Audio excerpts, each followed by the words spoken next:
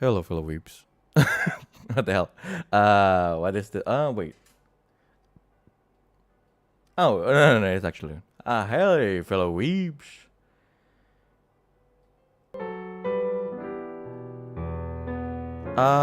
Is the music on? I think the music is on. Hi, hello. I have, what do people call it? Hand cam? I call it a desk cam. But hey, an actual Kurononeko jacket though, by the way. Got the Chaos Sand written there. Just showing off. Anyway. Today we will be not doing any TRPG stuff. Nor are we doing what is it? Music stuff? We're talking about a book. We're talking about a book. Yeah, it's supposed to be like modeled like the what's it? What's called? What's supposed to be called? For bomber jacket? Bomber jacket. It's supposed to be like a bomber jacket thing. But it just but like yeah, it was finished like a day, maybe 2 days before Comic Frontier. So it didn't arrive like at the same at the right time, so I wore like the worst one. Anyway, so we're going back to what we're talking about today. It's definitely we're talking about how do you live today. Here's the thing. You might ask why. Truth to be told, I'm not exactly a book reader in a way. I'm not like, I only read the things that I'm actually interested in. But how do you live is a little bit different because I was on my way back from Surabaya a few, like, I don't know, a week or two ago. Right. Let me put that aside. So yeah, like a week or two ago, came back from Surabaya after like taking care of like my entrance exam things. So I was like, well, what am I supposed to do in an airport? So literally, I visited like the airport bookstore thing and got How Do You Live, an English translation of it. How Do You Live by Yoshino Genzaburo. Genzaburo Yoshino. And if we can read like here, with a foreword by Neil Gaiman. BGM a bit too loud, sure.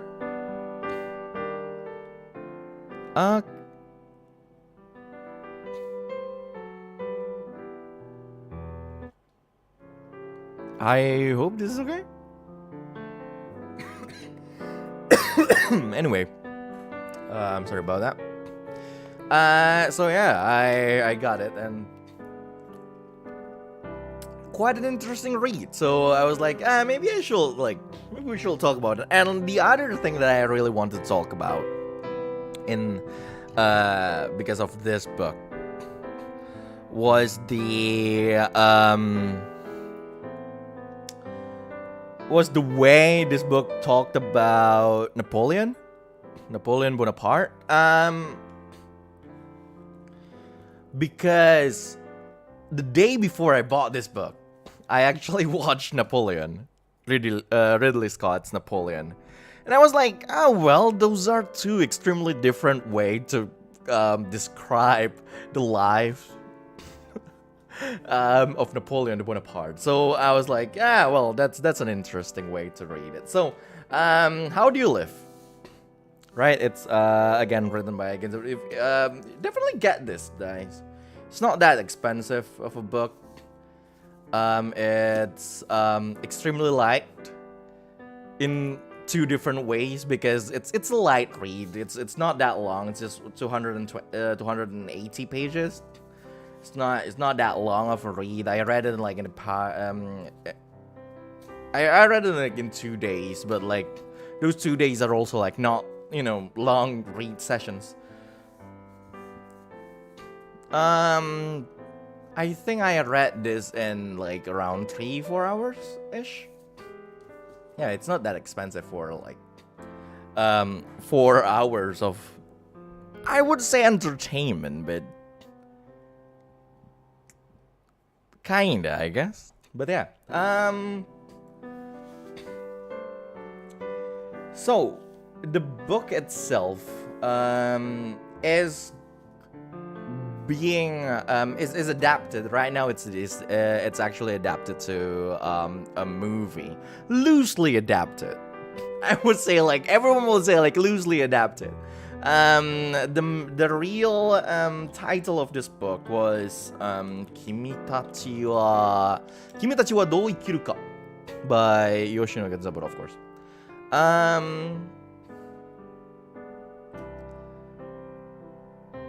It is loosely adapted by Studio Ghibli into a movie, I believe. And now the movie is also called Kimi wa Dou Ikiru Ka in Japan. But I believe the international release was translated to The Boy and the Heron. The problem is there's no actual heron in this book. Like, I always try to do this. I forgot that like the desk cam is actually working its thing there. So I was trying to do this like, yeah, it's How Do You Live?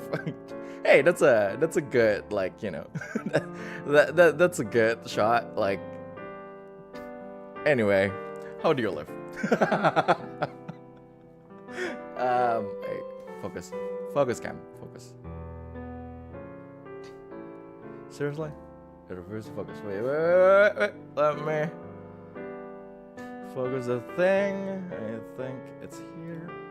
Other focus. Please do your thing. There you go. So it's a currently airing movie. Yeah. I believe it's airing somewhere.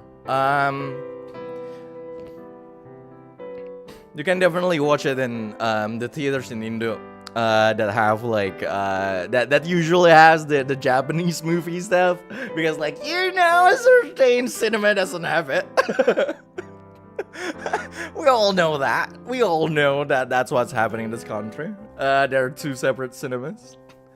Well, 3 technically, but like the other one is like, you know, it's like you have like a big one, another big one, and like the other one is like,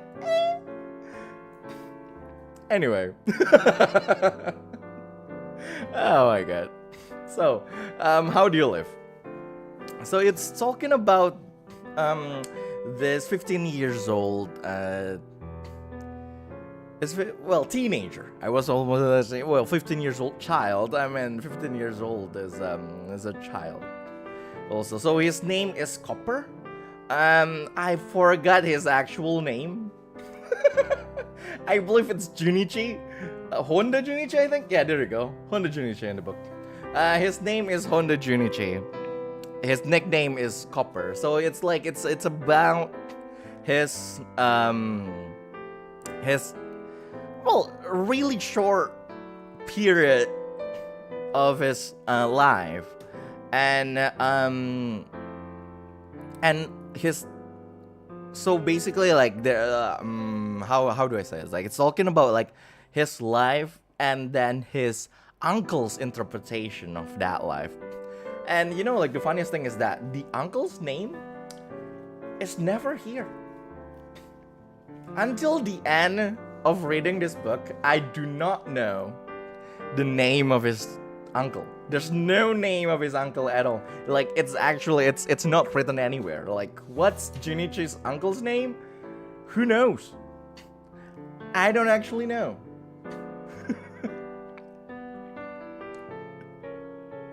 Oh god. So Copper, does he even exist to begin with? Like he does. He definitely does. What are you talking about? So so let's say the book is just this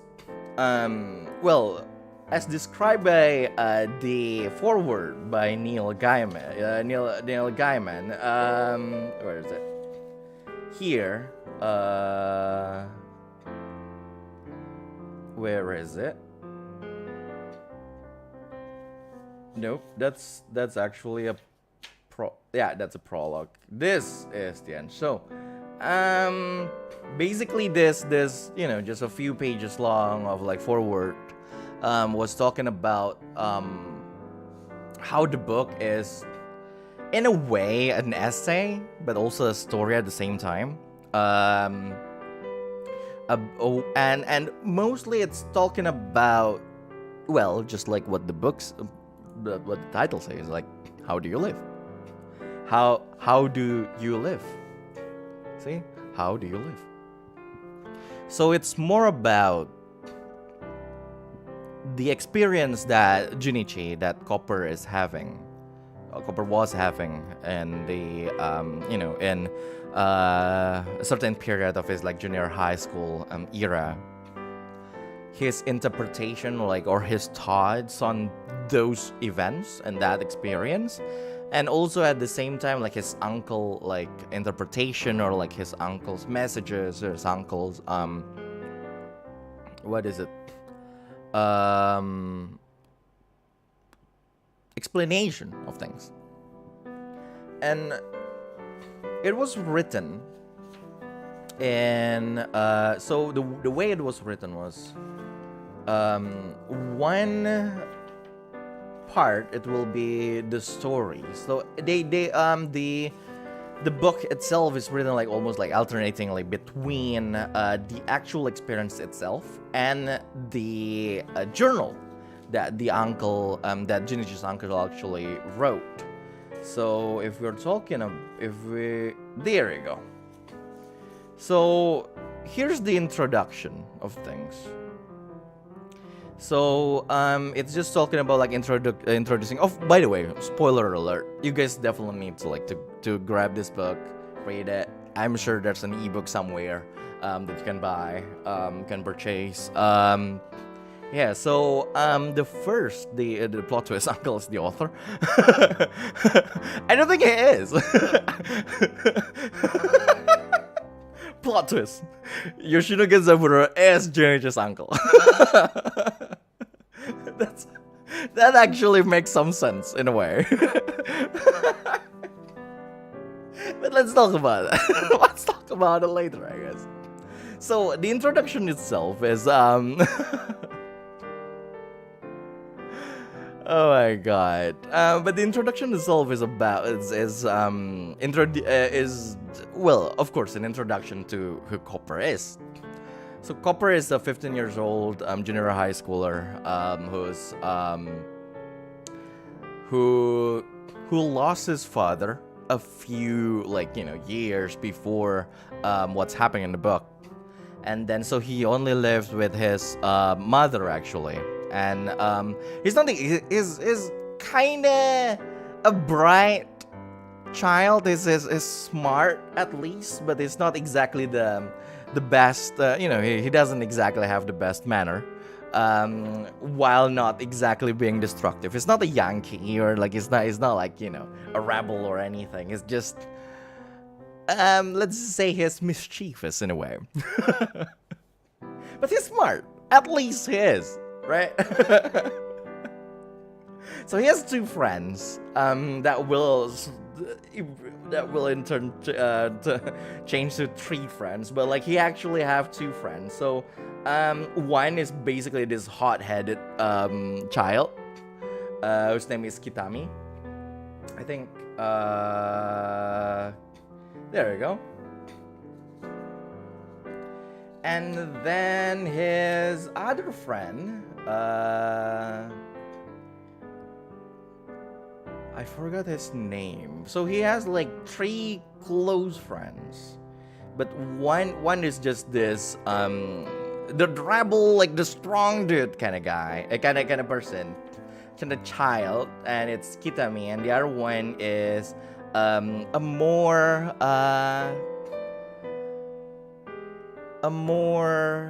polite and bright kind of person. I think it was written here in chapter 1.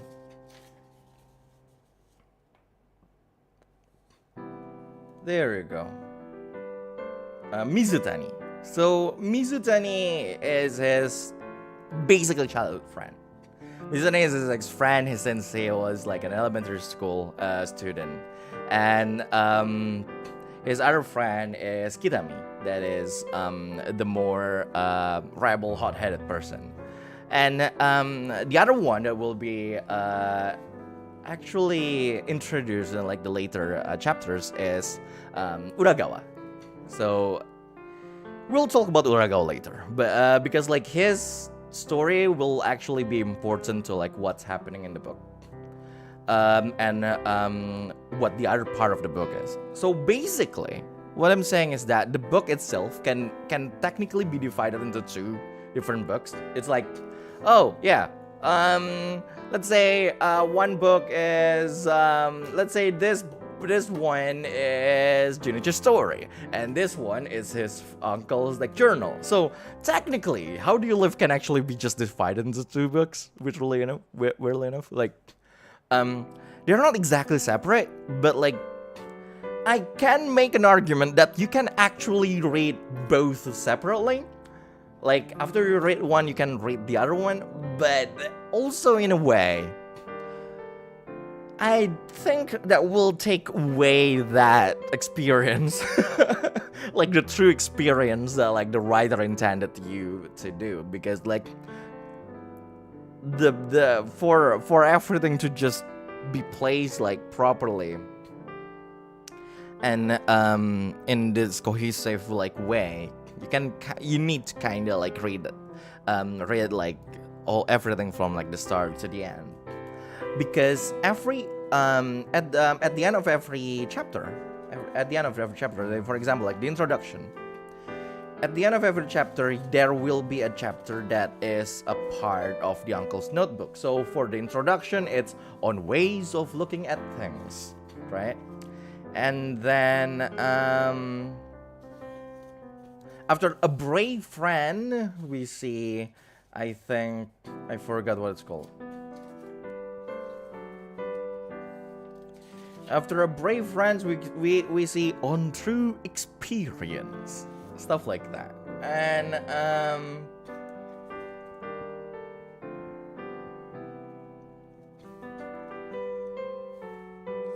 Da, da, da, da, da, da, da, da.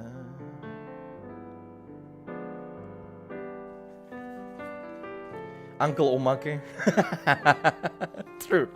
It looks like that. So after Newton's apple and powdered milk, that's the funniest thing, though. That's a funny thing to talk about later. But like, yeah, there is on human relationship and the nature of real discoveries, and yeah, and then a friend in need. After a friend in need, I think there's on poverty and humanity. And then for Napoleon and the Four Young Men, there's also like a part. This is also like this is basically like the important part that I'm going to talk about. I will grab like a card sleeve because I should have done this before the stream, but I will just take this clear card sleeve and put it here as a bookmark. See, isn't that nice? You guys can actually see everything that's happening in front of you. Oh my god. Hand cam stream is the funniest shit ever. Not gonna lie. And then there, so yeah, well, I made my case. I already explained it enough, but basically until the end of after every chapter that is talking about the experience of Junichi Honda in this short period of his life, there's a chapter that's just his uncle's notebook, basically. So why is the notebook important? So Honda Junichi. So let's say to take like an example from the book.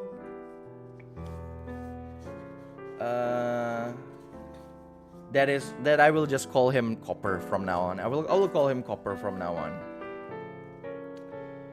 So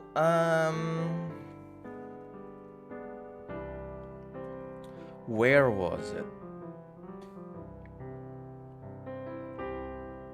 See, this is basically what started like everything.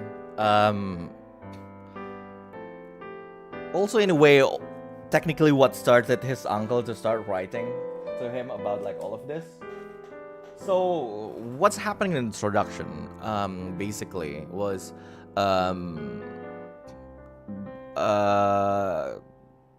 Copper and his uncle actually went on this trip, right? And they're looking at they're looking at the city, Tokyo, from like pretty high up, and see like the small lights of like the people around and the cars around and all, and after looking at everything, Copper actually say that. People, uncle, they really are molecules, aren't they? Today I really started to believe that. So the whole thing that the whole thing that's going on there was just basically about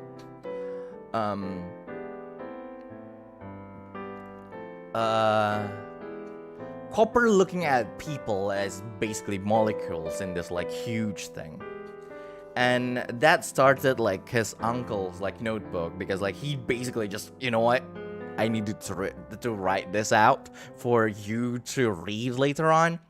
Basically, his uncle think that it is important for someone as young as Copper to actually think about it like that. Because because in a way, right? And the uncle actually brought well, he made his point. Wait, let me get this is a good thing to basically prop it up. Okay, sure. So his uncle basically was like talking about like, hey, people don't usually think about it like that, right? Well, of course, usually people know. Like most people will like say, of course, everyone knows that everyone else exists, right? Of course, like everyone else, like understand that like other people exist, other things happening, and everything. But like people, because of like their limitation on like how they think, people usually think that that they are the center of the universe. Well, more like they're the center of like their life, right? Like and he make that comparison to the heliocentric and the geocentric comparison, because of that thinking, what his uncle said, this law school graduate think that people think that people who believed at first about like the geocentric like belief,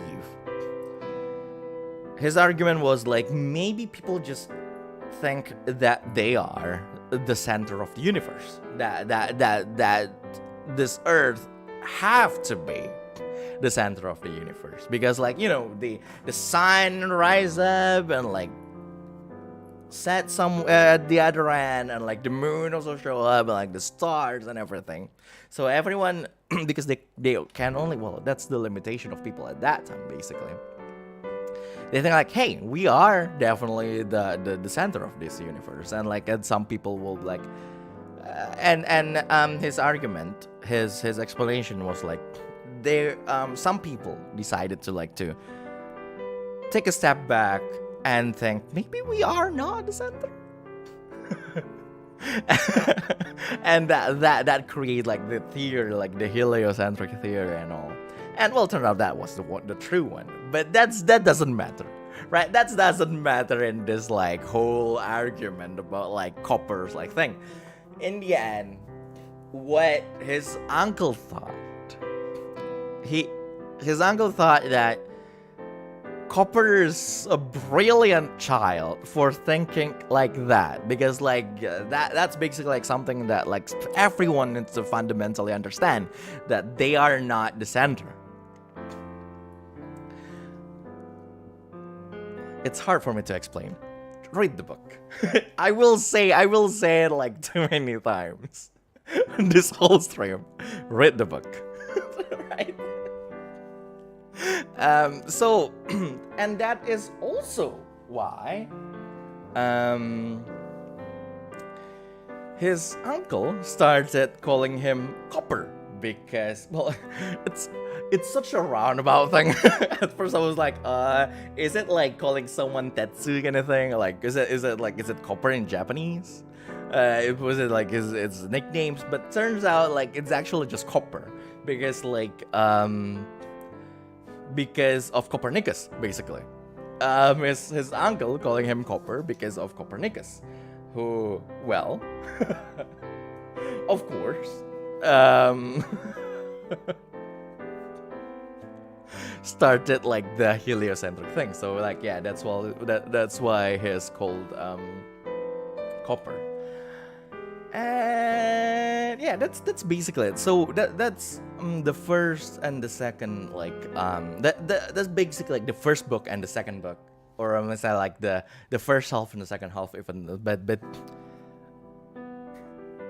all I'm saying is that like that's one side of the chapter and that's the other side of the chapter, and always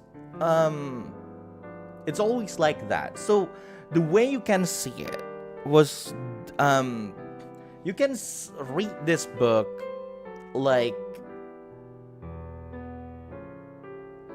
an infinitely long. It's not infinite, of course. It's like years. Like it's almost like it's like a year-long conversation between like Copper and his uncle. So every time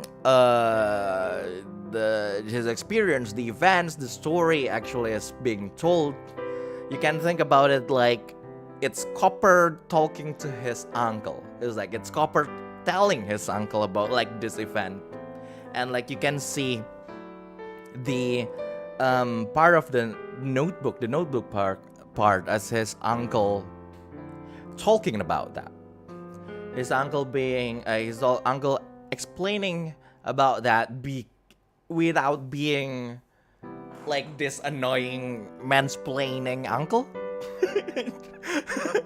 Right, like, because like, you know, like the whole hey, here's the lesson for today kind of thing is not happening in person. It's more like, hey, I wrote a journal, I'll give you this journal someday and you have to read it.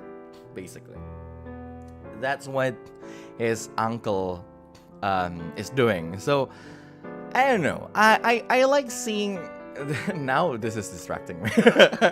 I like seeing like this relationship between like the uncle and the child is somewhat it's like the uncle is like, well, is acting as if like he's as a father figure kind of thing, and like he's observing the events that's happening in Junichi's life, and he give him lessons, and like he explains about like all of the things and what he should do, what he did good, what he did bad, and like what he should do, what he shouldn't do, and so on and so forth.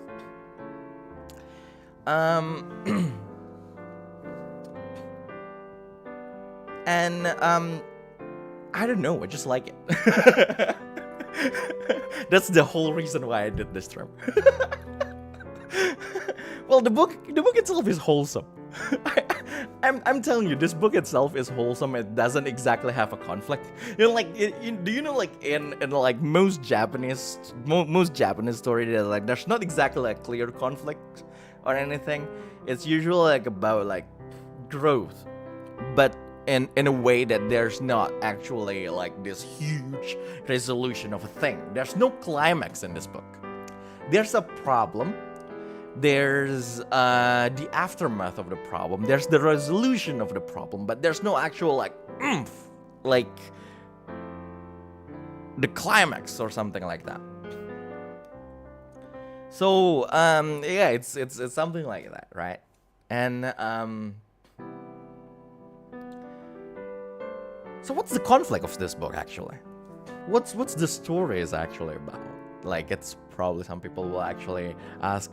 First of all, there's no fantasy in this at all. There's no the boy and the heron. There's no heron. There's only uncle. I should probably watch the heron. Like, I should probably watch the boy and the heron. But like, I will do that later. Like, there's no heron. There's an uncle. And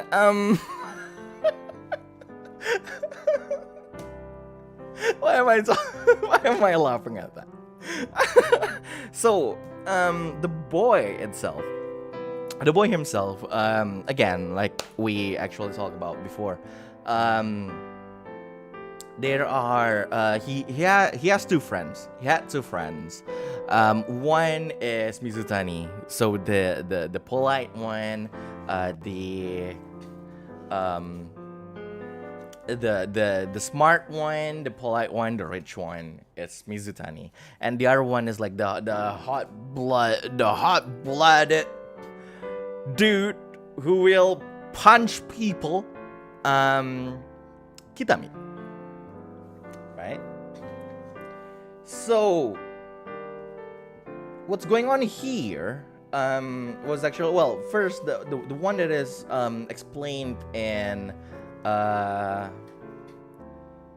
Brave Friend was their first interaction, like their first the reason why Copper and Kitami are friends, and it's actually an important part of this book because well, Kitami and Copper weren't friends before. They're not, well, they're classmates, but that's it, kind of thing.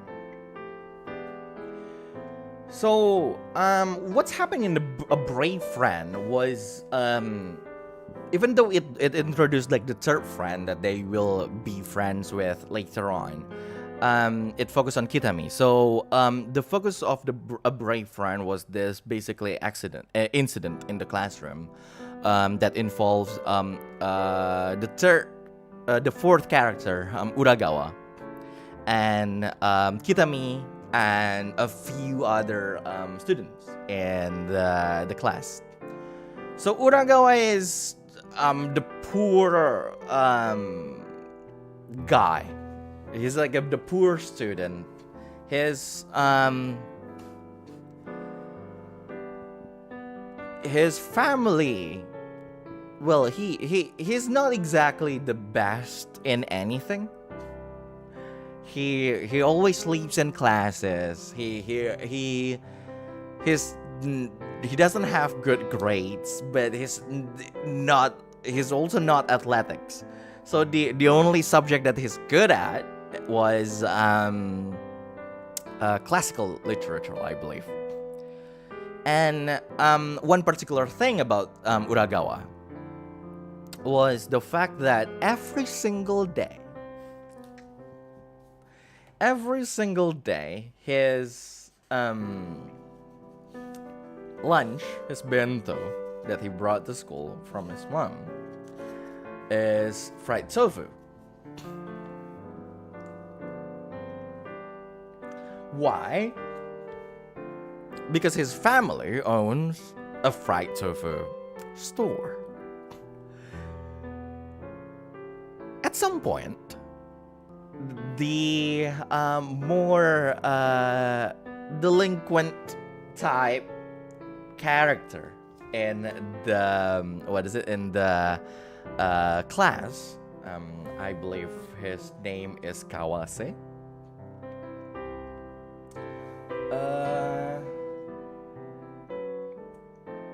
No, it's actually Yamaguchi. The other one is Yamaguchi. Kawase is the class monitor, the leader of the class. So, Yamaguchi actually started bullying Uragawa because of that.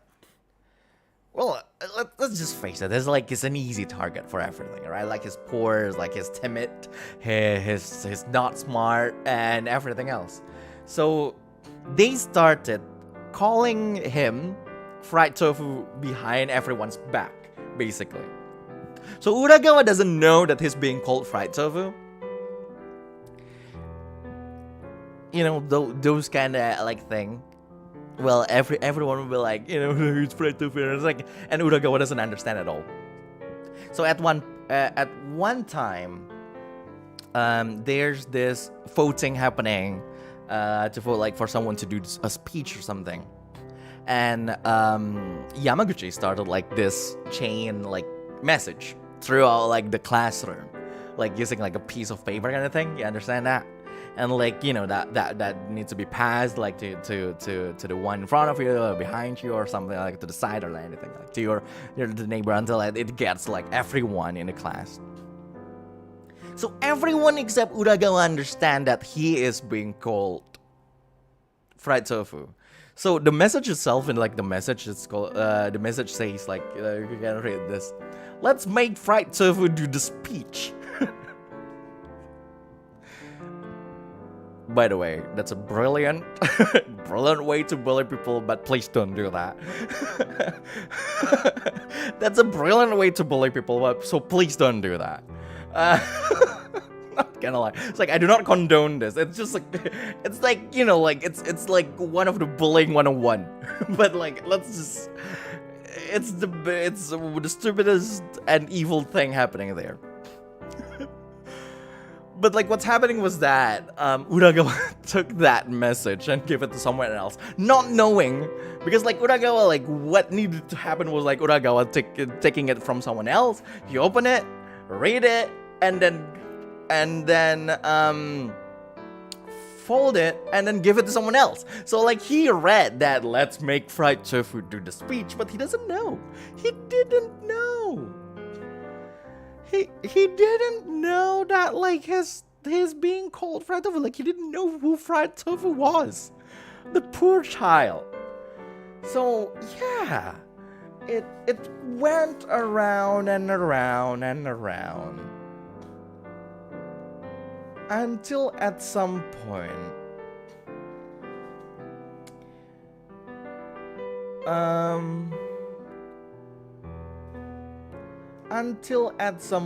they started talking to Uragawa. Like Uragawa was like, let's they forced Uragawa to read it, and they started to laugh at him. Uragawa was like extremely confused about it, and then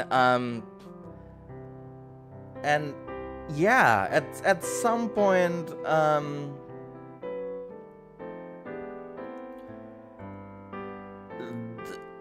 everyone just laughed at him because, like, you know, Uragawa finally understand that, but like that's the prank. That's basically like how they bully him. And like at that time, Kitami immediately went to the rescue. Not exactly to the rescue. Let's just say Kitami is he pissed me off kind of thing. It's like, he's pissing me off kind of guy. So what happened was, Kitami basically ran to Yamaguchi and like punched him.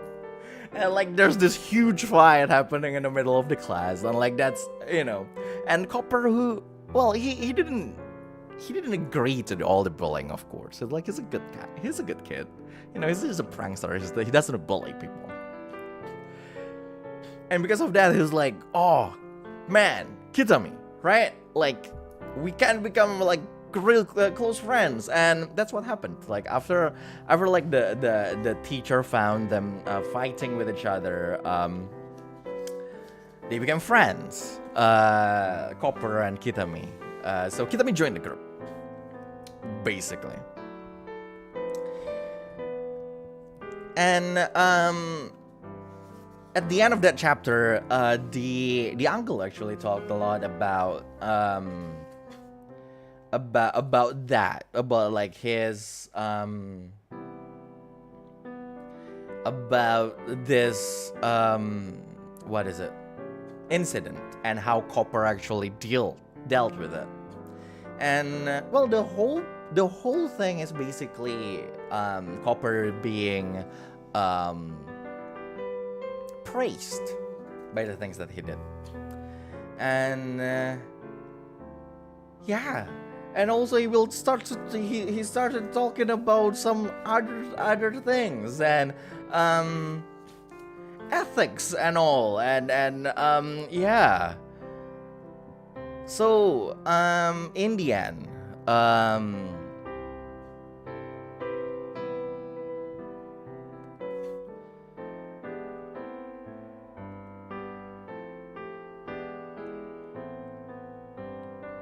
one of the main focus on this book is also was also about Urakawa. So basically, what the ethics? The uncle is Schwartz Ritter. Yeah, he is probably. So one of the main focus on all of these notebooks, notebook like writings, notebook like messages and letters, I may say, was also Uragawa, because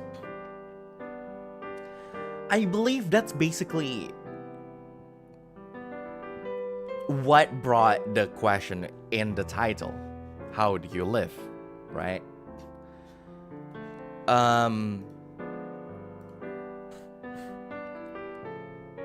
Because if we're going back, if we were just talking about the book, in a really broad like way of looking at,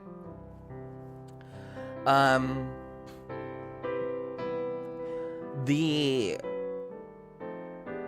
question, how do you live,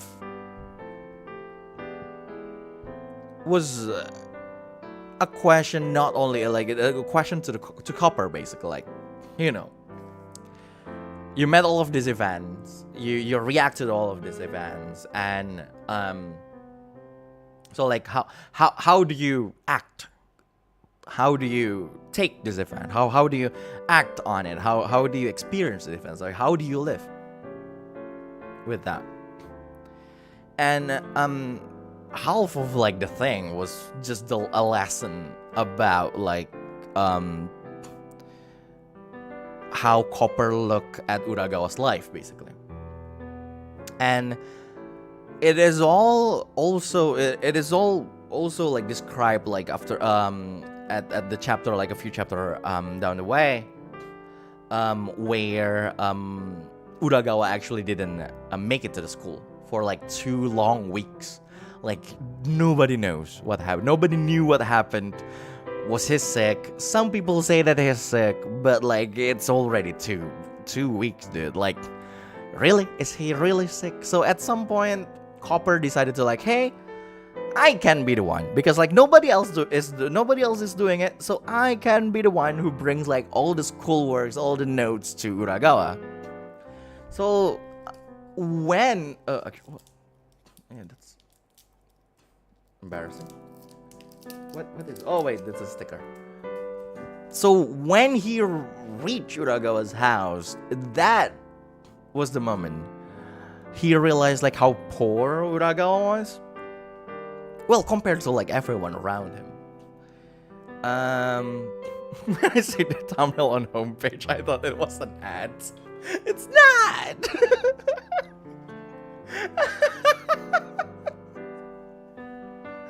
Oh my god. So like Uragawa's family owned like a fried tofu like shop. So So what actually happened during those 2 weeks was one of the employee in that shop actually fell ill, and Uragawa, the best boy he is, right? Uragawa is like the best boy that he is. He helped out. He helped out at home because, like, well, of course, the family didn't have any other employee, and his father actually went to like some other place, to take care of like the financial problem of the shop. So the bestest boy Uragawa decided to work.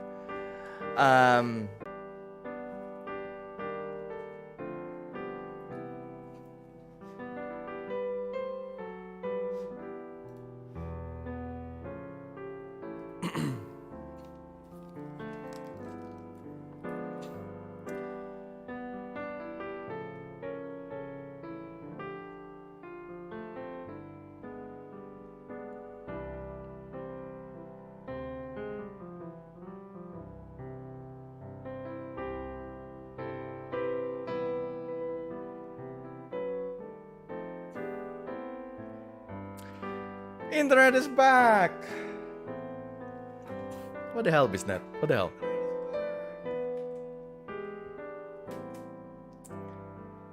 Where were we? I don't know where we were. So, as I was making my point, right?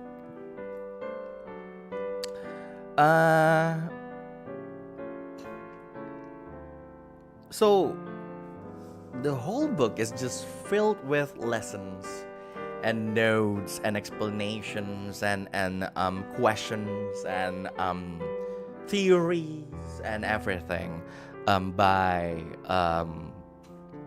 the uncle, by Copper's uncle.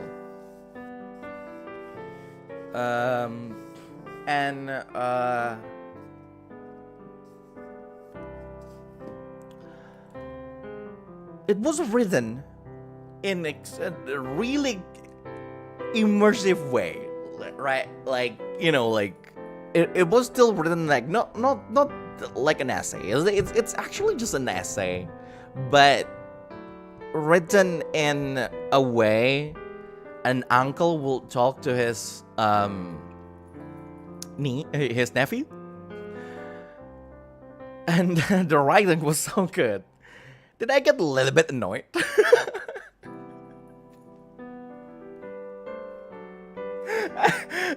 When I read it, I was like, who the hell are you to teach me things? Why are you patronizing me? And I was like, wait, no, he was talking to the child, not me.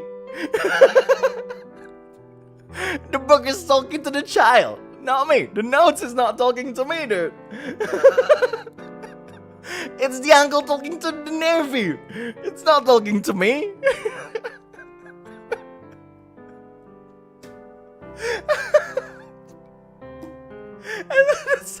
I think like that happened. I think around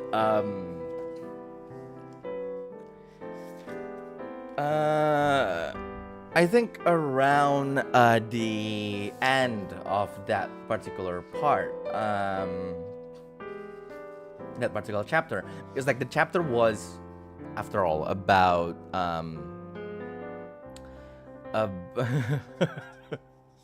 the chapter was about Uragawa and his family and how Copper actually saw it and all. And yeah, so the uncle's notebook. The uncle's notebook's title was "On Poverty and Humanity." Right? Like, Copper, you have been kind to Uragawa in different ways, and that is a very good thing, and so on and so forth. And like, it's just talking about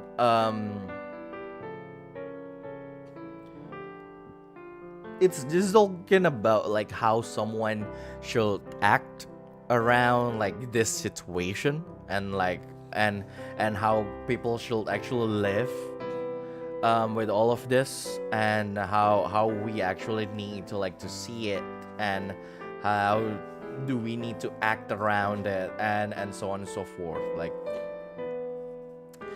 and the is like, oh, I'll pose a question for you, so please think it over. It's something that's happening like before this. Like there's a chapter like about it.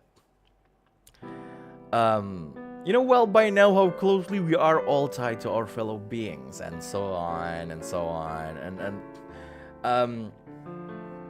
and around this chapter, when I was reading it, I was like, of course I know that. Fuck you, uncle. But then I realized, like, no, he's not talking to me.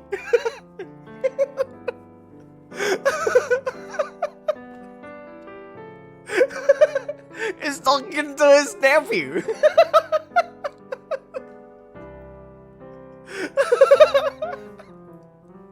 And this is the stupidest thing that happened to me in a plane. I was like, who are you to talk like that?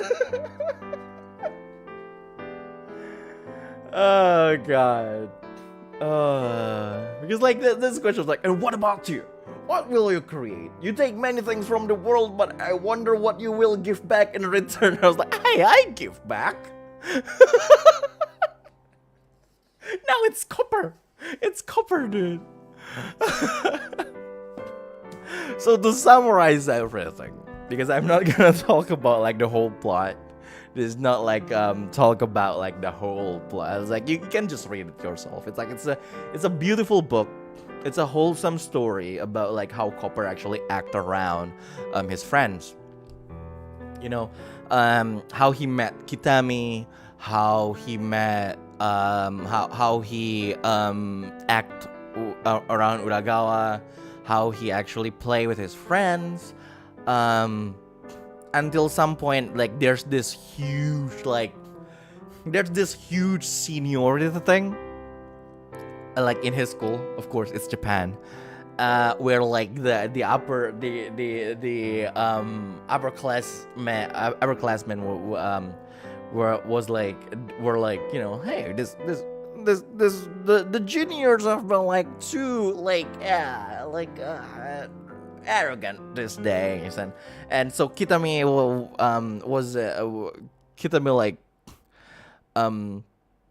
was in a fight with like the upperclassmen, and like the other friends actually helped him, but like Copper did not, because like he was afraid of everything. And like, so the main conflict was basically this life of Copper, right? Like he has a lot of things to think about. He had like a lot of thoughts. Like he's a brilliant child. He's a good kid. he's smart and like he's wise enough like to think about a lot of things, until at some point like he's like, hey, I'm all talk, right? And like at some point, like, because like they promised them each other that like they will help Kitami when the time came. But like when that time when it actually happened, the only ones who actually helped Kitami were Mizutani and Uragawa. And Copper basically stood in the sideline, and like because of that, like he felt bad about it. He felt like he's not a good friend, like that his friends probably don't want to play with him anymore, or like they didn't want to be his friends anymore. Like that's basically like filling his head to the point that he fell sick like for like 2 weeks. I don't know with sickness and 2 weeks, but like I was like, dude, the longest time of absence that I took in junior high was like 3 days. How can these children like took 2 weeks of like absence? What the hell is happening, dude? But like he basically took like 2 weeks of like absence from school. And like he sent letters and all and everything. So and during that time, gradually, the note that the uncle actually wrote became more and more. So, like, at first, it's just all about, like, who is it? All about Copper being praised. But, like, until, like, at some point, it's about him being scolded. So, like, the note is actually scolding him. And I felt it. I was like, yeah, you did bad. Kinda. Like, Copper talked to his uncle about it, and his uncle was like, yeah, you kinda did bad, Copper. You know, like, you needed to apologize. But it's a good thing, basically. Like, the apologizing part was like, yeah, it doesn't matter like what will happen afterwards, like because Copper was afraid about afraid to talk to his friends again, because like he felt like if he did, maybe like they will be angry and like that will be the end of their friendship and everything. But his uncle was like, you did bad. And that doesn't matter, like that's part of like your problem. And like it's kind of a you problem. But in the end you need to apologize. Right? Like it doesn't matter about the aftermath. Like it's a problem for another day. It's like another problem. But like your actual problem right now is that you did something wrong and you need to go. You need to go fix it.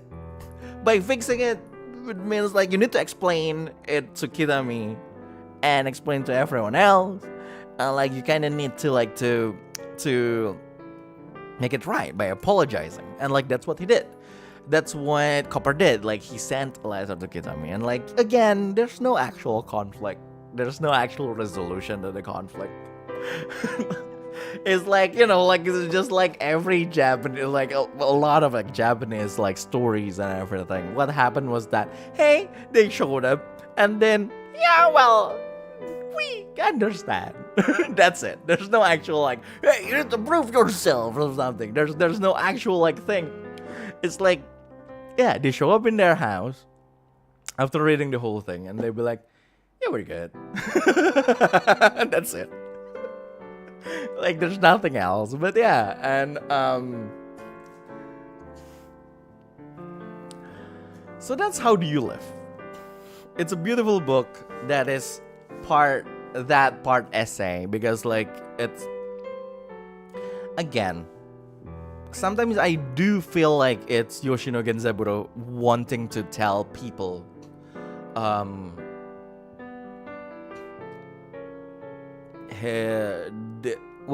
his thoughts about like how people should live and everything, but he told it in a roundabout way by making this story and like the uncle character.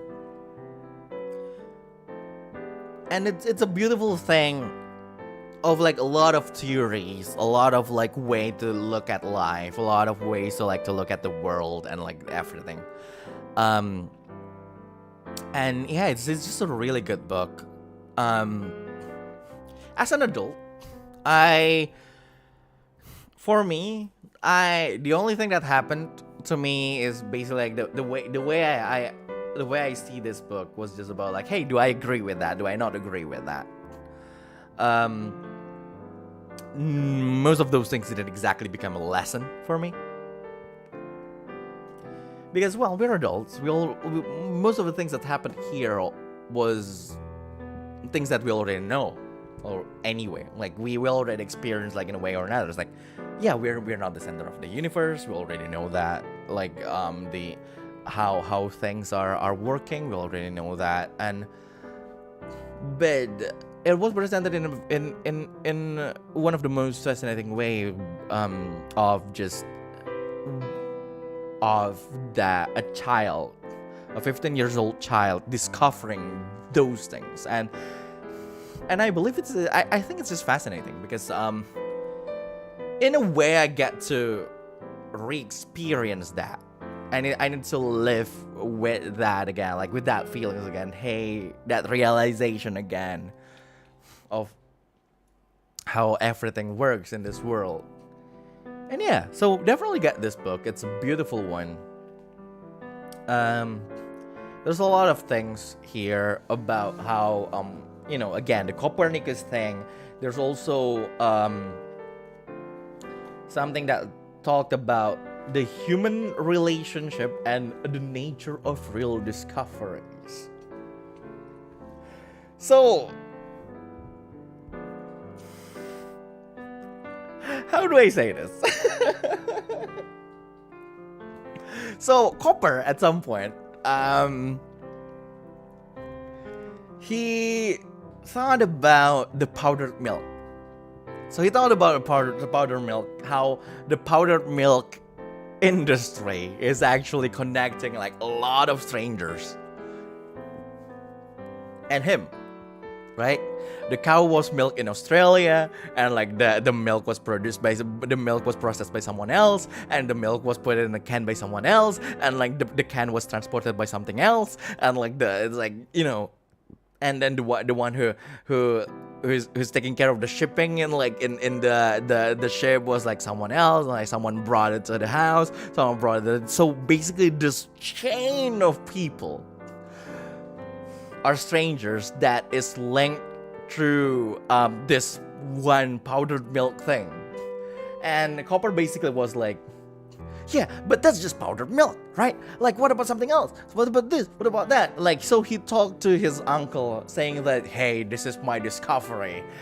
This is the human net, or the net role of human particle relations. Because, like, again, you still think about, he's still going with like his, his way of thinking that like every person is a molecule, like the particles and everything.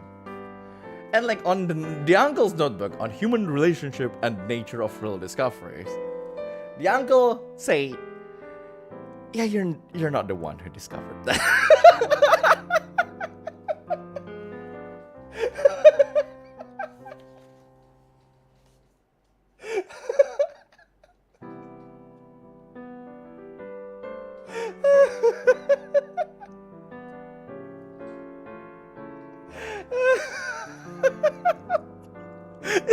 His uncle literally said, yeah, that's cool and all, but you're not the one who discovered that.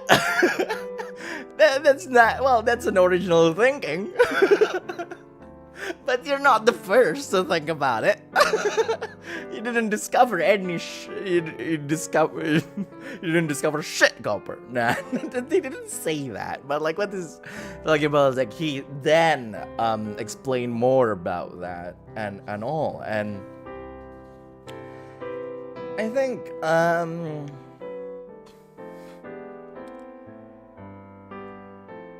the point that the uncle was making was, it is a good thing that Copper discovered that without anybody teaching him. It's not something new. It's not something it's not a breaking through thing. It's like, it's not a breakthrough in any science. It's not like this huge phenomenal discovery, but like just the fact that he discovered it by himself, thinking about it, looking around everything is the good thing that's happening here. Basically, what the uncle, the point that the uncle was making. And and that's just how it is. That's one of the lessons in the book, and I just like it so much, to the point that like I feel like the need to make this, because to do this stream, because like it's just I don't know, it's just a good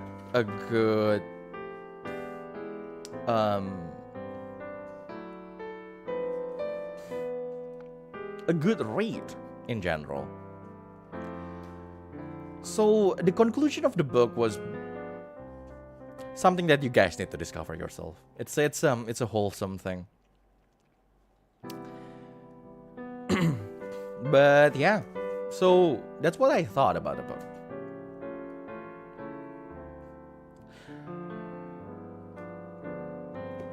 If we're talking about a book like broadly, then yeah, I do think that there's a lot of like different messages in it, different lessons and all. And I think this is a book that's definitely can be reread, like you can't reread this book like a month later. No, I think. But like, give it like 2-3 years if this is still if this book is still in your shelf. Definitely reread it. And like,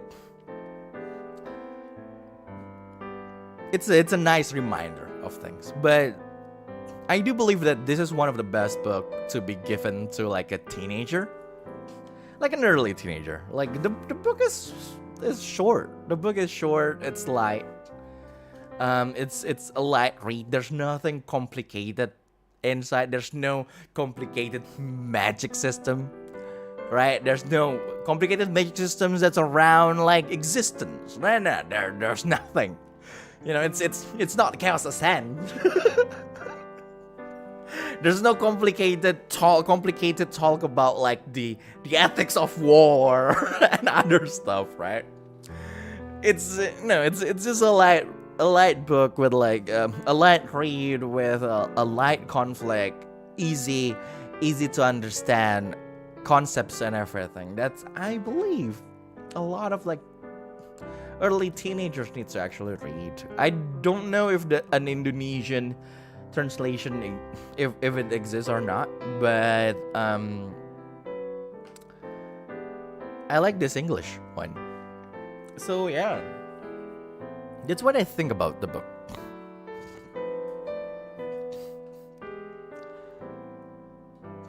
But I guess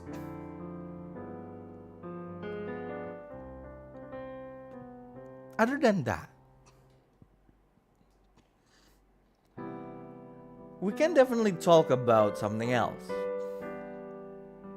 because that's the second main point that I wanted to talk about in this stream.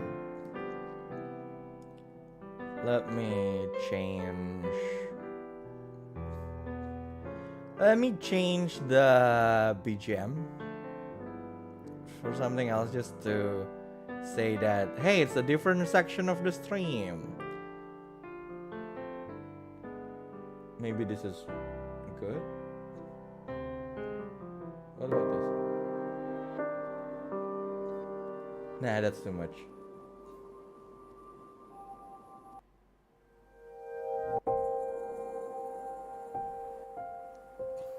Oh, well, there you go. Hi. Okay, anyway. So, the second thing, or the third, maybe it's a third point that I'm making, because like the first point was like this book is good, second one is like how why it's good, and the point that I wanted to make was basically the way someone can tell how someone can tell a story differently in different ways. How someone can characterize someone in different ways and basically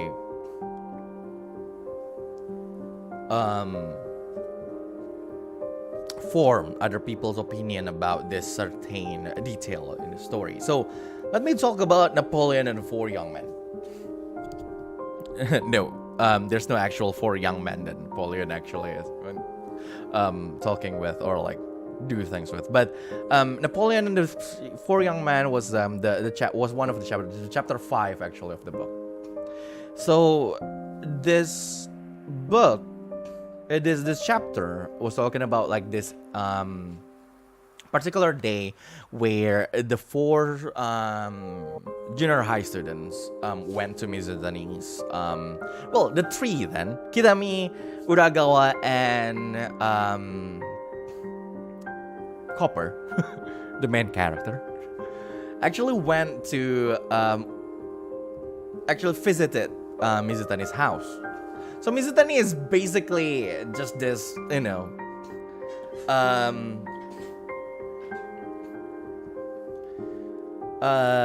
son of a government official, I believe, or like a businessman, I forgot, but like a rich person. He came from a rich family, and so he actually lived in like huge mansion where like there's video games, there's actually a tennis court, like and other stuff. Rich, like actually a rich person.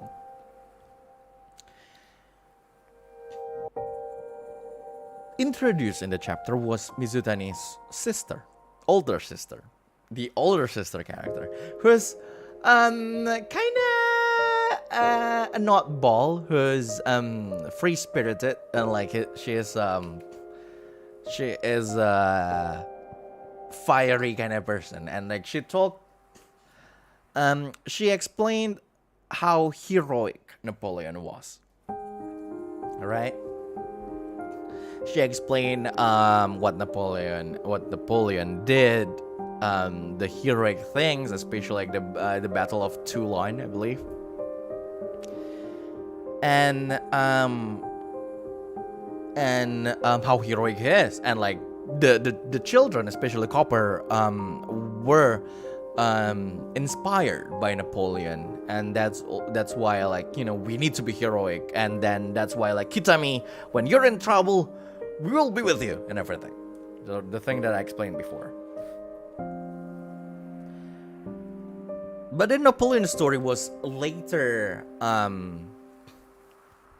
explained by his uncle in details. How Napoleon was actually a hero who won the Battle of Toulon and then maintained his heroism through the years, and then became the emperor, and then fell afterwards. So the uncle talked about Napoleon's life in a really neutral way. He just said, yeah, he did really great things, like here, but he's too ambitious, like around like this era, and like then he fell and all. So he explained like how good he was, how great his achievements and everything, how there was this how he invented like one of this thing that like everyone was like doing at that time and all. But like also at the same time, around like the end of that notes, he talked about like how Napoleon fell, how his decision didn't make any sense, how his ambitions and his arrogance actually got the better of him, and so on and so forth. Why am I talking about this? Well, the day before I read this book, the day before I bought this book and read the Napoleon part in the plane, I actually watched Napoleon Bonaparte. Ridley Scott's Napoleon movie that talked about, Napoleon Bonaparte. In that particular movie, the achievements and everything that Napoleon actually made and did and achieved were explained in a really underwhelming way. It's like they just did it low-key. Like, they didn't talk about like how important like the Battle of Toulon actually was. Like, you're surrounded. Like, we need your help. And Napoleon was like, hey! And then he did it. And, like, that's basically like Napoleon. Like, there's this video that just premiered before this stream. That talked about like that movie. Saying that the movie was told in a way, I was like, hey, it's the Napoleon's greatest hits kind of thing. And the main focus of the book was actually his flaws, right? It's like how he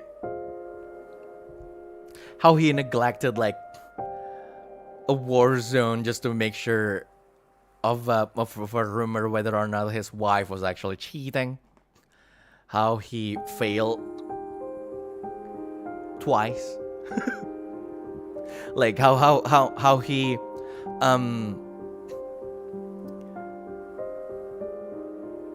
tried to how he married a minor, right?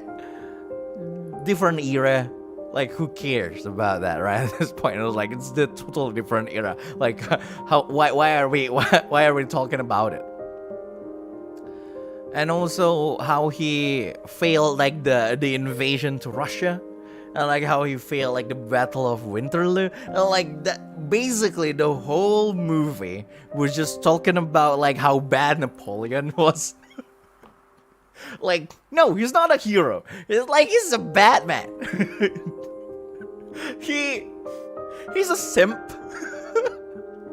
Like, the weirdest thing was like he was characterized as a simp for some reason. No, not a simp, an incel. Like the weirdest way was like the weirdest characterization of Napoleon as an incel.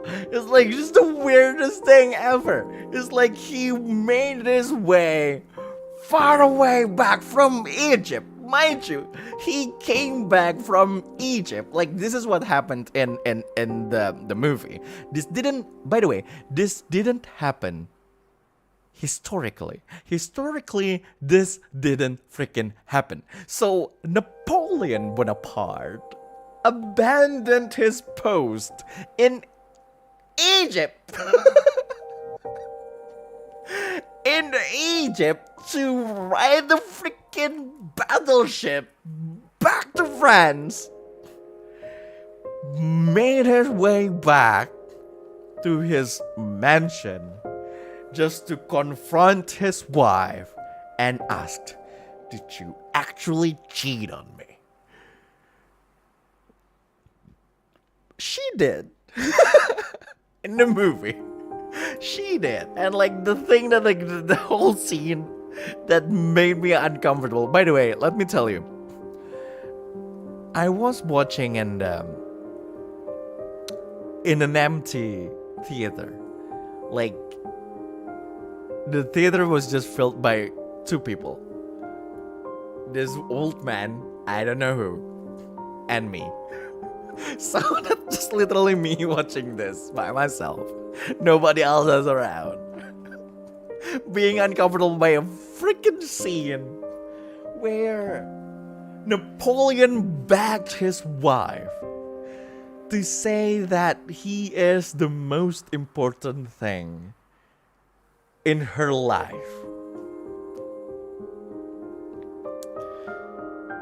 I don't know why they characterized him as an incel. I don't know why. I know what they're trying to say, right? Like, basically, what the movie is trying to say was like, Napoleon is not a hero. Napoleon was an ambitious man that sacrificed a lot of people's life for his ambition that he didn't even achieve, basically. Because at the end of like the movie, there's basically this body count, right? How many lives that he lost here, until the Waterloo. And then it basically summarized that like he is responsible for like 3 million deaths.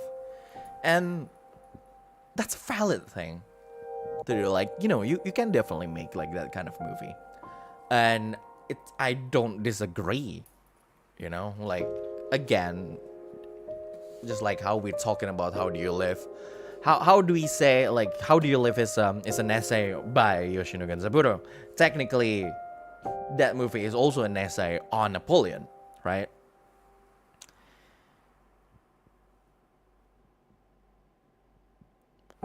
And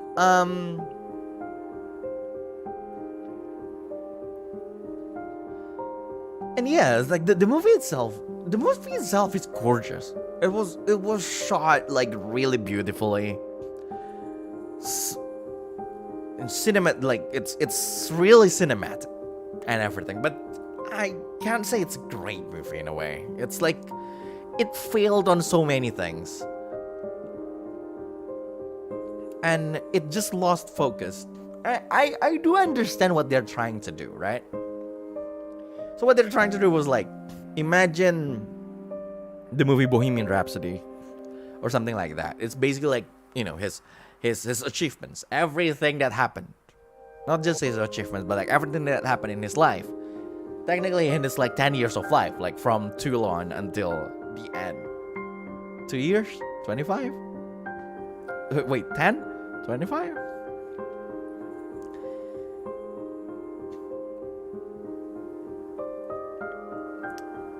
But they also tried to make the whole thing about, I'll almost say Persephone. What is his wife's name? Persephone is Hades.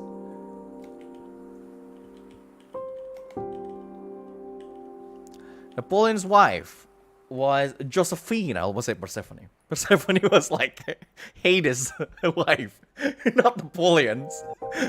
So the movie tried to like make everything like this cohesive line by focusing a little bit on like on Napoleon and Josephine's relationship. How Napoleon is technically a simp. That's also an incel. Well, simp and incel are not, mutually exclusive.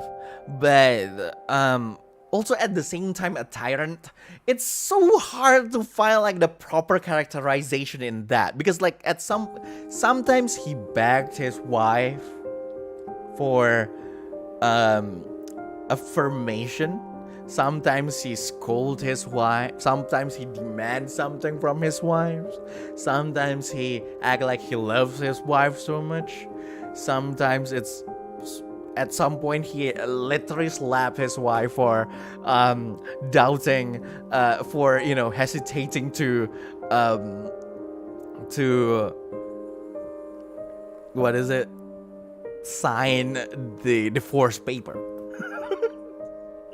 Like he literally slapped her in that whole movie. Sad. It's like he's a bipolar tyrant, kinda.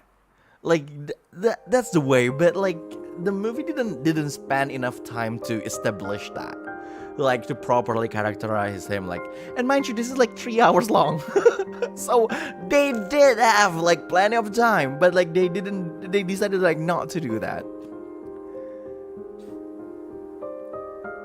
That's one. But my main critic of the thing was the fact that Napoleon was played by, what's his name?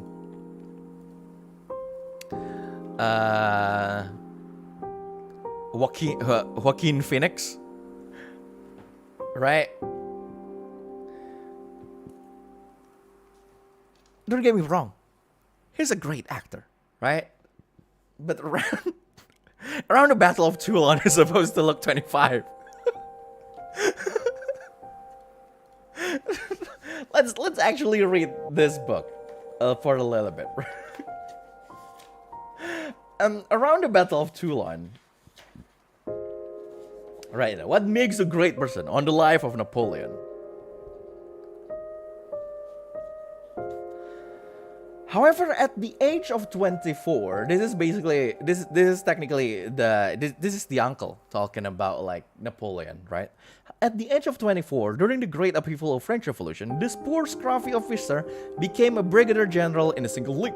When the Republican army laid siege to the fort at Toulon, this young officer performed great works, distinguishing himself. So, at the Battle of Toulon, he's supposed to look 24.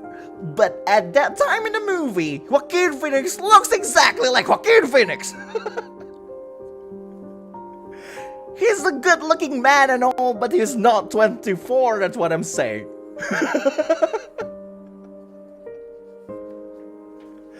So I don't know.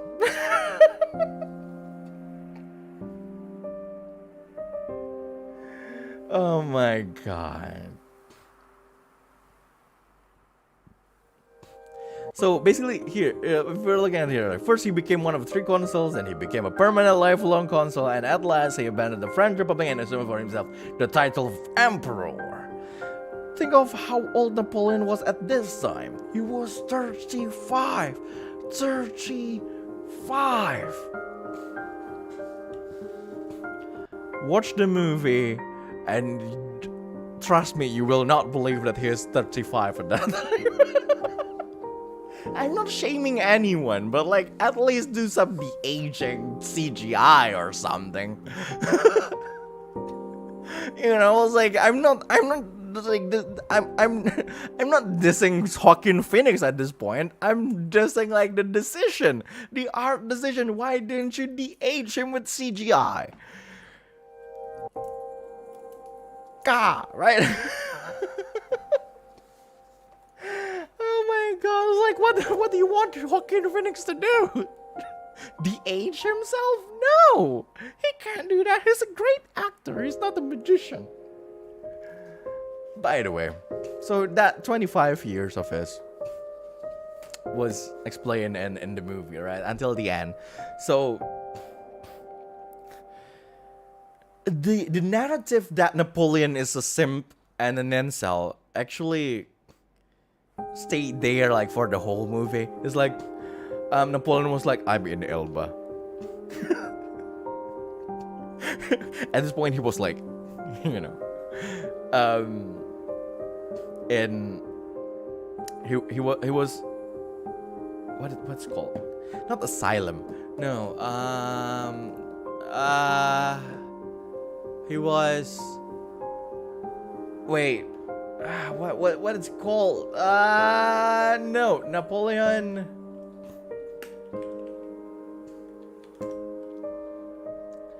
Exile. He was exiled. There you go. That's the word. Exiled. He was exiled to Elba because of like the things that he did during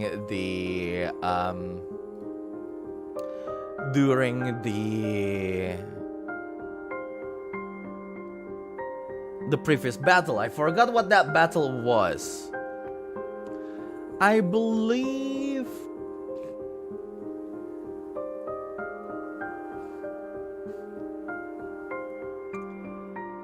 he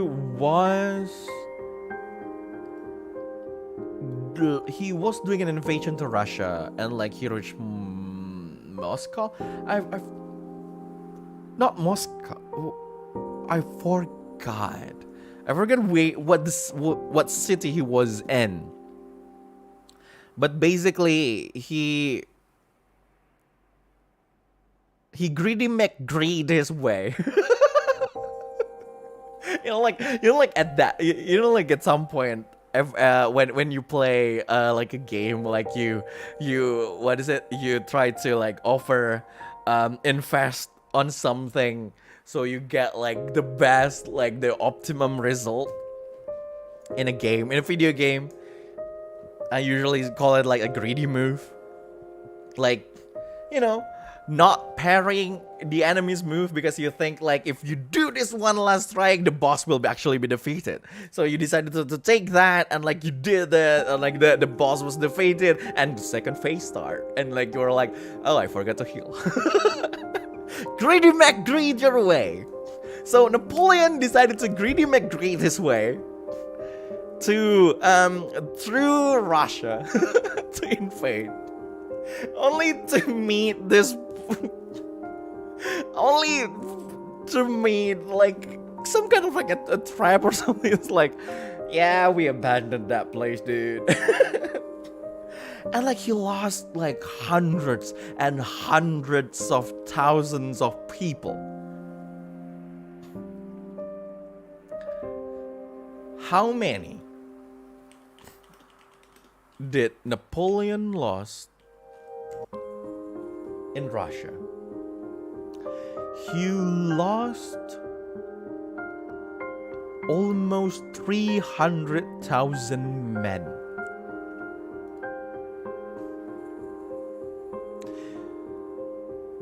So here's the thing. Napoleon was like, at that time, Napoleon was like, hey guys. He was looking to like gather his allies, of course. Let's invade Russia. Napoleon. Let's do that, right? Almost a million. Imagine, it's almost a million people. Did you go to Komifuro? Komifuro 17 in Indo was like filled with like a lot of people. It's a crowded place. I'm sure it's not even like 10,000. So imagine 500,000 of people were assembled for this whole campaign to Russia.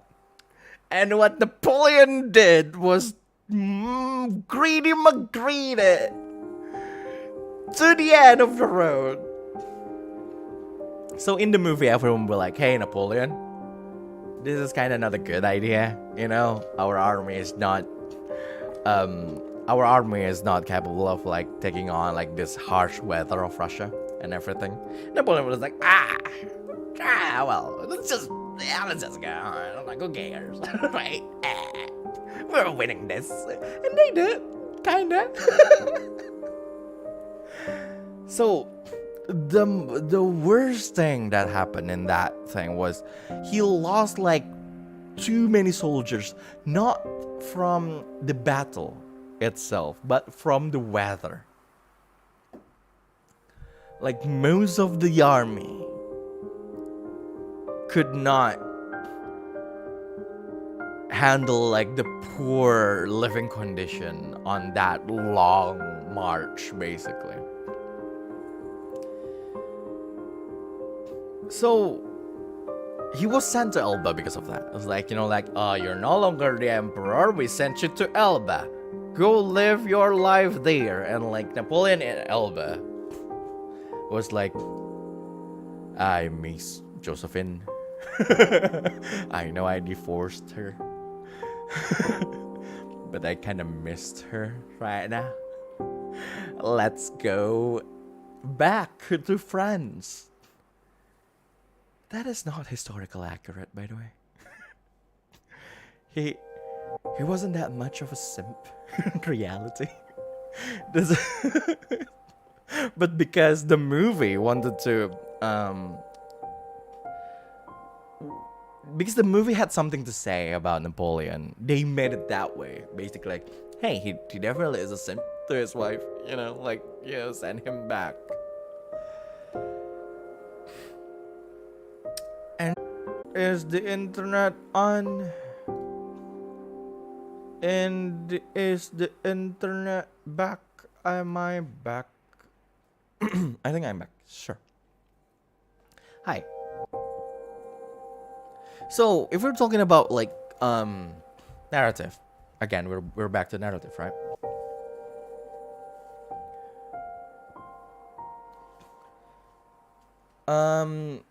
We have three perfect example of how someone can tell a story of a character. In this particular thing, the character is Napoleon. So if we're going back to Katsuko is the name of Mizutani's sister, I think.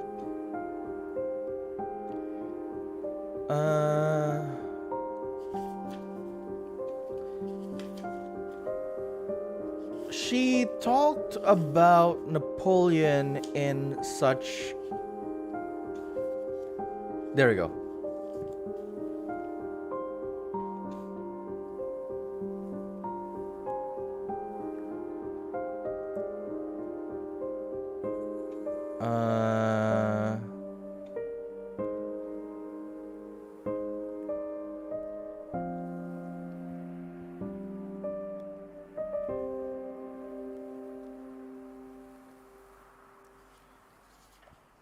I think where is it?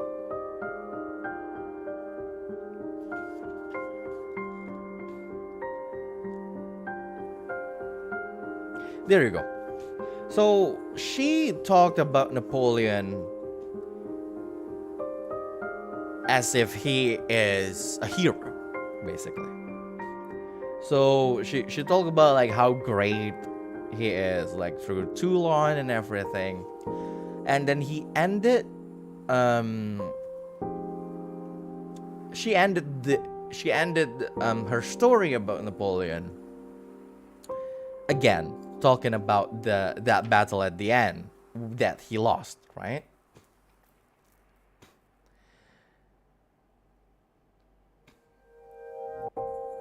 But the way because she talked about how great he was, because the main focus of the story itself was how great Napoleon was.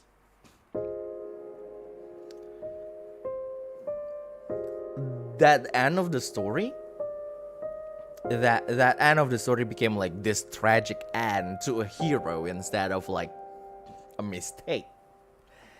If we're talking about Ridley Scott's movie,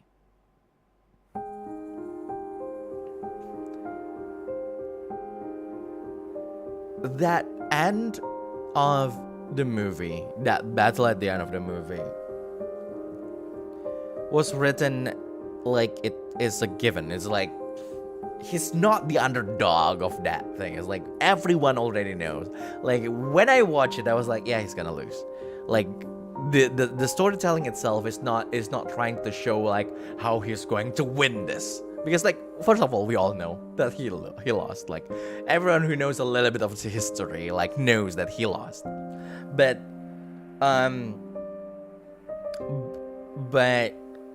the way Ridley Scott actually told the story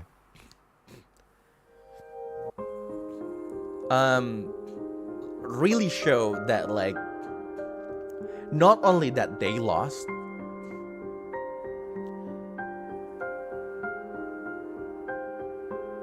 Napoleon was wrong. That's how he told the story of Napoleon. Like basically saying like, yeah, Napoleon was wrong all along. Napoleon was like flawed all along. Like this is bound to happen to him. And there you go. And the way the uncle of this book told the story of Napoleon was completely neutral. Like he's saying like, yeah, this is good, that other one is bad, but like without like he's talking about like the bad. He talked about the bad side of Napoleon without discounting like the good side of it. Like without saying like the good thing is like eh. He managed to like to properly tell the story of Napoleon to Copper. Well, in a way. Basically, Yoshino Genzaburo actually did that. Not the uncle. The uncle is a fictional character. And yeah, I just feel like that's interesting to talk about. Because here in front of us are three completely different people, three completely different characters that's actually technically one person, right? We have like three Napoleons in front of us who is told doing the same exact thing.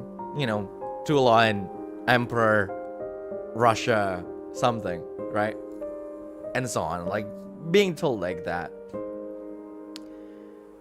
But in a completely different way, that it felt like there are three different Napoleon, even though there was not three different Napoleon. We're not living in three different alternate universe.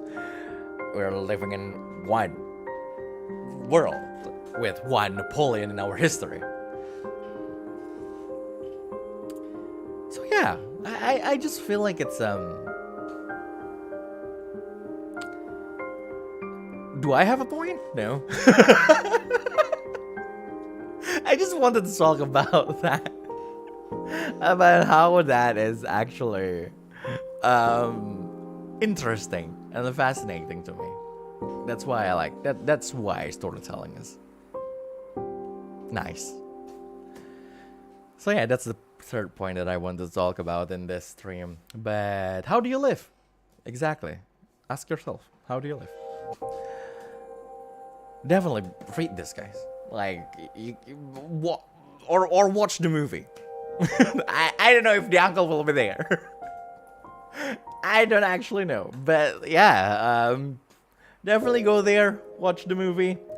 It's go to your the closest movie theater and like watch The Boy and Heron, The Boy and a Heron, and go read How Do You Live. This is one of the version.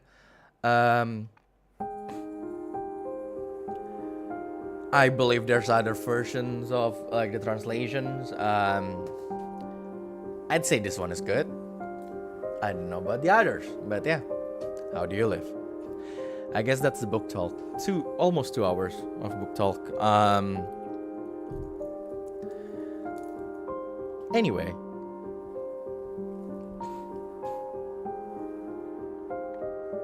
I think that will be the end of this stream.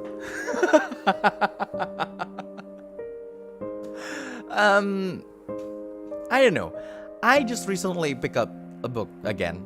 I just recently started a book reading hobby. I feel like it's something that I need to do at least to understand more because frankly I'm not exactly a book reader. I only read like the things that I'm extremely interested about, which is why picking up a book in a random bookstore and the airport is funny to me. I was like, yeah, I don't know why I did that, but like I definitely I'm happy that I did that. Any book talk in the future? Nah, this won't be a regular thing. But every time I finish a book, I will probably do a book talk. I'm planning to read something more. Here's the thing. I'm planning to read something. I'm planning to read more fantasy stuff. So I don't know if but most fantasy stuff is like too long. Battle of too long. The battle. The Battle of Too Long. But because I wanted to read the Mistborn series by Brandon Sanderson, but it's too long already for me. It's like there's like 3 books at least, and like some other books, and it's a little bit daunting, not gonna lie. Also recently I'm hooked on Bone and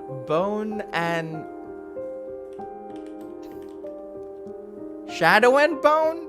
Shadow and Bone. Yeah, Grisha first stuff.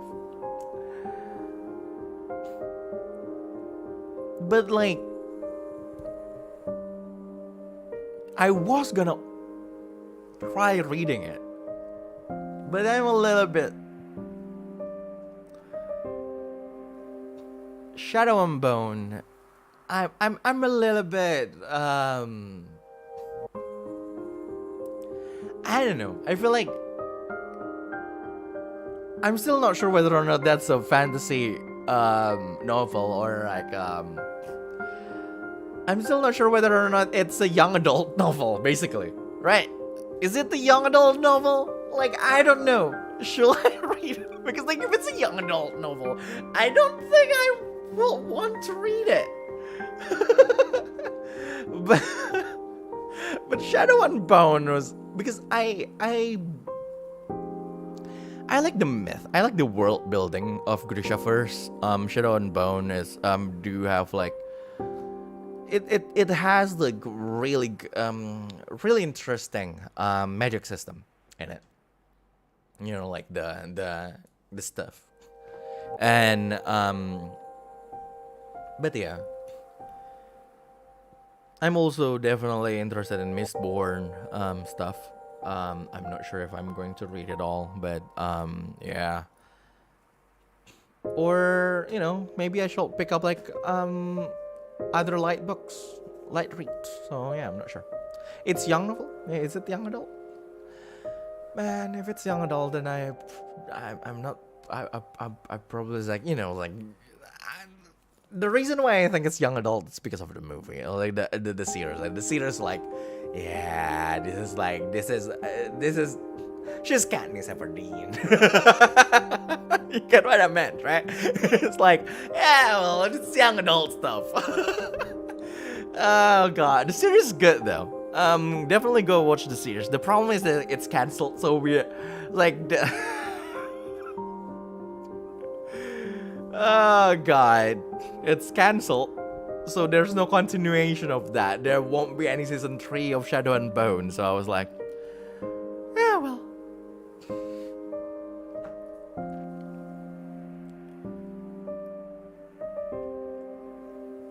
So yeah, I'm definitely gonna find other books to read. Every time I finish reading a book, I will probably do like a book talk because, you know, there's a lot of things to talk about every time someone read a book. Unless it's, you know, an automotive manual. I will definitely like to do more of this because I would like to read more books. You know, something I felt like, yeah, well, it's such a shame that I didn't fell in love. That I didn't fall in love with books, like, you know, sooner. If only, right? So like, yeah, we'll see. Anyway, I guess I'll see you guys later. Oh, by the way, go. The food is good, so definitely go to like Spy Family Cafe, dude. If you're in Jakarta, it's there until January, I believe. Suddenly, like a cafe recommendation, but money. True, but it's a little bit. No, I'm not gonna say it's like it's kind of expensive.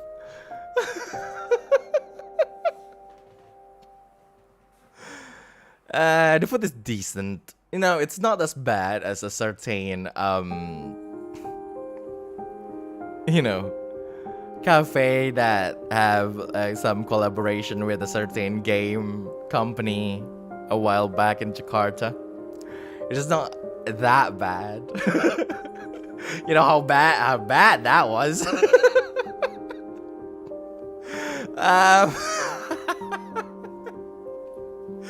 But this one is definitely decent.